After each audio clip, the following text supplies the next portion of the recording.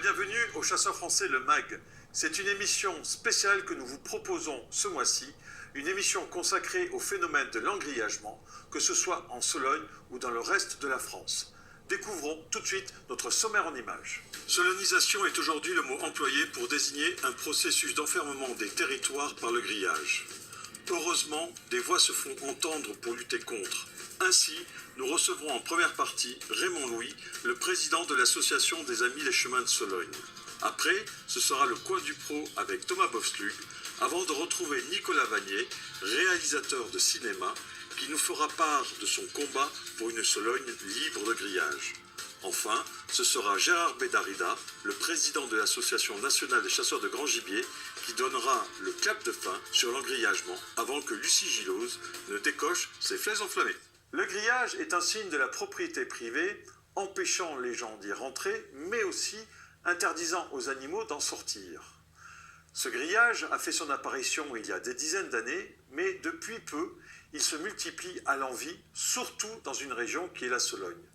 Découvrons dans un premier reportage l'impact de ce phénomène.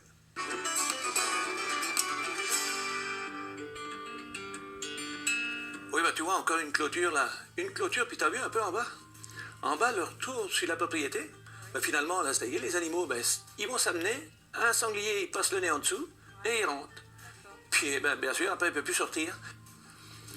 Donc là, comme vous voyez, le grillage a été plié à l'intérieur. Donc, s'il y a un sanglier qui vient, il rentre le museau dessous, il force, il rentre.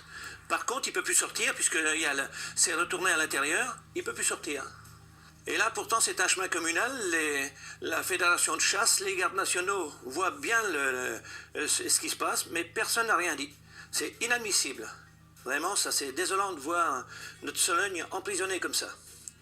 Ce genre de clôtures sont maintenant monnaie courante en Sologne. Certains propriétaires vont même jusqu'à utiliser des doubles clôtures quand elles ne sont pas surmontées de barbelés ou encore qu'elles ne sont pas électrifiées. Les Solognos, comme Marie et Raymond, sont à l'unanimité contre ce fléau écologique.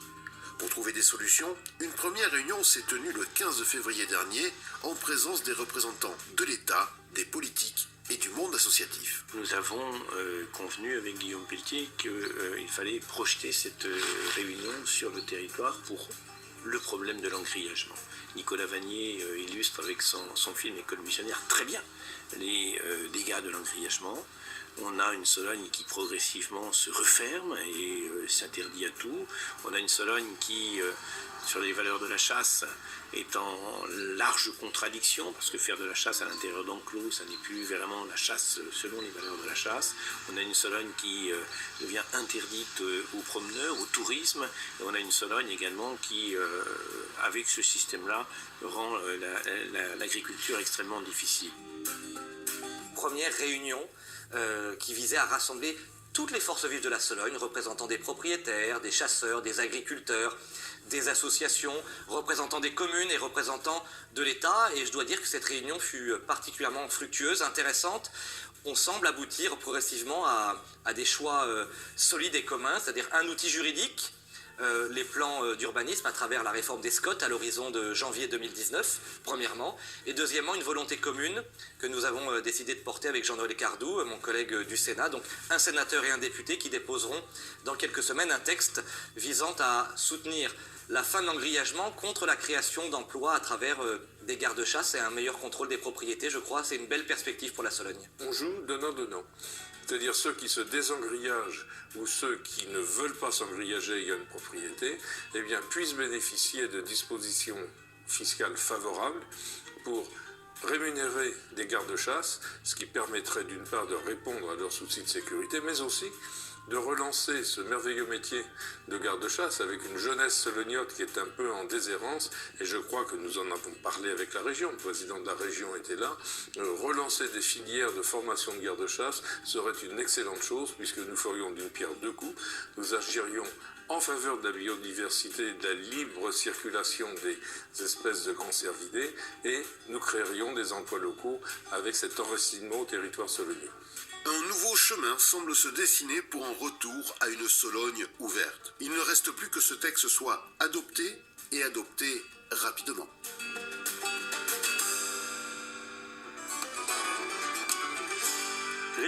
grillage, quand tu nous retiens. Raymond Louis, bonjour. Bonjour. Vous êtes le président de l'association des Amis des Chemins de Sologne, une association qui a fêté en février dernier ses 20 ans d'existence. Tout à fait. Une association que vous aviez créée avec votre épouse, Marie. Vous êtes installé à Brinon-sur-Sauldre, donc dans la Sologne cynégétique, le pays de Rabouliau. Et alors, qu'est-ce qui se passe au pays de Rabouliau? Pourquoi sommes-nous contre les grillages? Eh bien, nous sommes contre les grillages, puisque autrefois, on se baladait sur les chemins, on voyait des animaux traverser devant nous, on voyait vraiment les animaux libres. Aujourd'hui, on aperçoit des herdes de sangliers bloqués derrière les clôtures. Aussi, à cause des clôtures, il faut aussi éviter que les sangliers sortent des parcs. Donc, on nous a installé des grilles canadiennes, grilles à ongulés, que l'on appelle.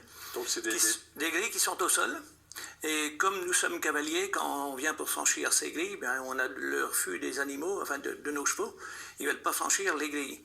Ou s'ils les franchissent, ils sautent par-dessus et on risque de chuter sur les grilles. Ça donne un petit peu l'impression que la Sologne se ferme avec du grillage, c'est ça? Oui, la Sologne se ferme énormément. Surtout là actuellement, des grillages de toutes sortes de hauteurs. Même des grillages pas très hauts, des grillages d'1,20 m. Mais un grillage d'1,20 m empêche un sanglier de se déplacer. Et très dangereux pour les chevreuils, puisque souvent, quand ils vont pour les franchir, ça arrivait très souvent, ils restent bloqués dans les pattes, dans les clôtures. Oui. Donc, à vous entendre, il n'y a pas des bons et des mauvais grillages. Tous les grillages sont mauvais. Tous les grillages sont mauvais. Il y a combien de surface ou combien de kilomètres de grillage aujourd'hui? En Sologne, il y a aujourd'hui de répertoriés environ 3600 km. 3600 km. Mais en bordure de voies publiques. Je visite beaucoup de propriétés en Sologne et on s'aperçoit que si on regarde au-dessus d'un plan, à l'échelle, eh bien on s'aperçoit qu'il y a des grillages partout. Partout, parce que beaucoup de gens disent c'est mes sangliers, donc on pose un morceau de clôture, des fois sur 300-400 mètres de long, et l'autre plus loin il en repose 300 ou 400 mètres. Finalement on se retrouve avec vraiment un labyrinthe de grillages. Est-ce que dans d'autres régions de France, c'est comme ça? Je pense, j'ai entendu parler des Landes, ou alors c'est vraiment typique à la Sologne? Il y a la Sologne, le Berry a beaucoup moins de clôtures, ils sont beaucoup plus raisonnables. D'abord, il y a peut-être moins de grands gibiers, c'est possible, mais il y a aussi la Brenne qui est en train de s'enfermer. Et c'est terrible, parce qu'ils prennent le même chemin que nous. De quand date ce boom, ce phénomène? Il y a une historicité quand même à dresser, à mon avis, une frise pour montrer qu'il y a une évolution. Oui. C'est pas sorti de nulle part. Il y a environ 40 ans que ça a commencé. D'accord. 40 ans, il y a une trentaine d'années, ça a beaucoup accéléré. Et là, depuis quelques années, depuis une dizaine d'années, c'est terrible.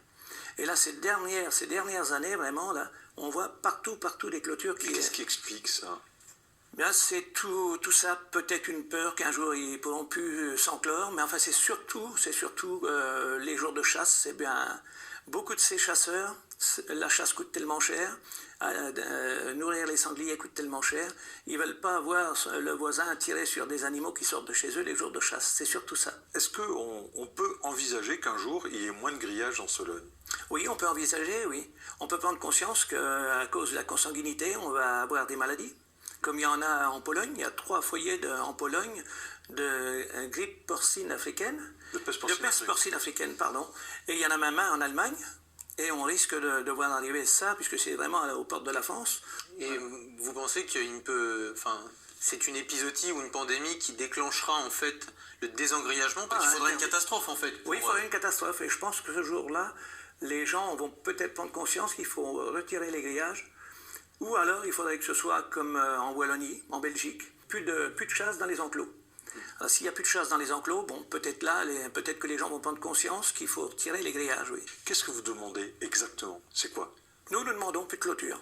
Plus de clôture? Plus de clôture, carrément. Zéro clôture. De toute façon, ce n'est pas les clôtures qui empêchent les gens qui ont envie d'aller gambader sur les propriétés. Ça ne va pas les empêcher. Il y a des mauvaises personnes partout, dans tous les milieux. D'accord. Alors donc, ce serait zéro clôture. Raymond Louis, merci beaucoup d'être venu depuis votre Sologne natale au titre de l'association des Amis des Chemins de Sologne que vous présidez avec votre épouse Marie. Merci beaucoup. Il est temps maintenant de retrouver Thomas dans le coin du pro.